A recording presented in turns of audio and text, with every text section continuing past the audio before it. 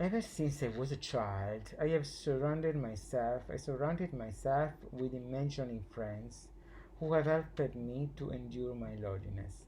I did it first for fun, and then for a sort of inner need, despite having two of my younger brothers to play with. I had such a developed imagination that I was struggling to contain it, so I needed to continually create new playmates. Also because my little brothers were too young and could not participate in all the games that I invented at the time. My first playmates were two imaginary guys who controlled my mind from the inside and made me participate in many competitions with other children like me from all over the world.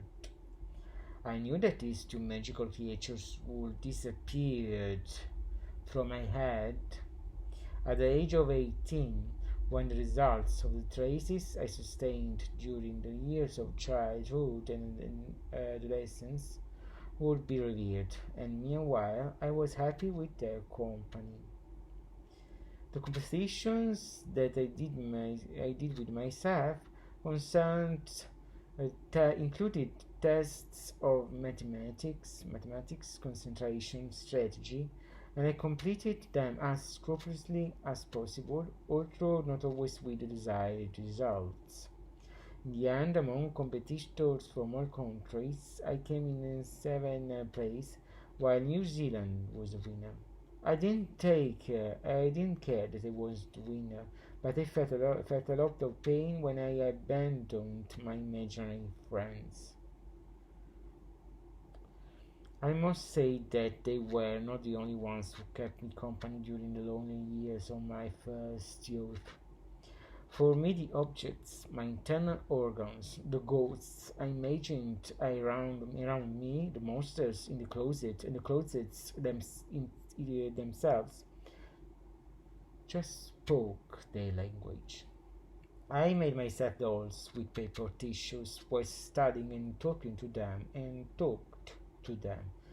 Then, while I went to school, I kept dreaming and invented stories that had myself or other fiction characters as protagonists. I dreamed and imagined so much that sometimes I didn't have time for anything else.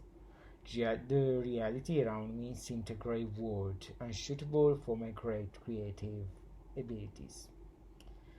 It was precisely this need of mine to transfigure reality with a strong use of the imagination to make me understand that everything we see around us every day and to which we are used to giving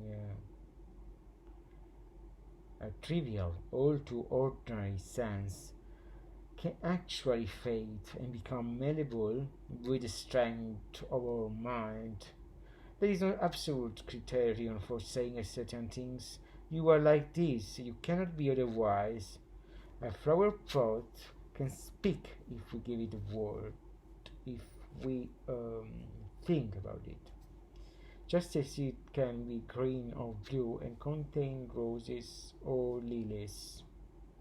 We can just think about roses and lilies and we will see them in reality because we create our realities.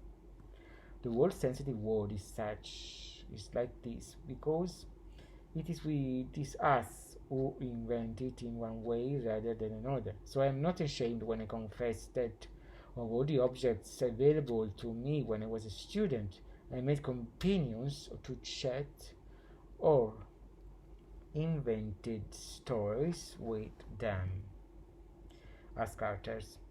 I find it wonderful to be able to feel good when I'm just staring at the wall and finding spots or shades that tickle the imagination and push us to create adventures and personal challenges with characters, places, and gestures that arise from those seemingly trivial and expressionless scratches on the wall.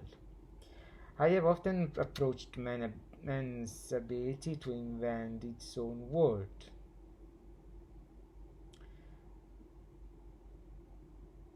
Mm, I have often studied The ability of man to invent his own world, like in the Genesis. Even in the first book of the Bible, or even in the first book of the Bible, in fact, the Lord created the earth and the sky and all that is above and below us with an act of thought. He simply ordered the universe to light up, and that lit up. But he not did it not because it was a set of condensed energy foreign to God Himself. All that matters, all that warmth, were in God Himself, and He did nothing but steer the thought to recreate them around Him. Even in my case, the imaginative creation allows me to escape my fate of disease and suffering. I feel destined for something beautiful because I know that very few people in the world possess my capacity for invention and creation. Of course, this talent can be a curse if you don't know how to control or limit it, but it still gave me the charge to feel alive and with a purpose. I hope that you too will recognize the value of having a beautiful and fertile imagination, and that you will never surrender to the sterile grayness of material everyday life that surrounds us all. Thank you to everyone, and see you soon.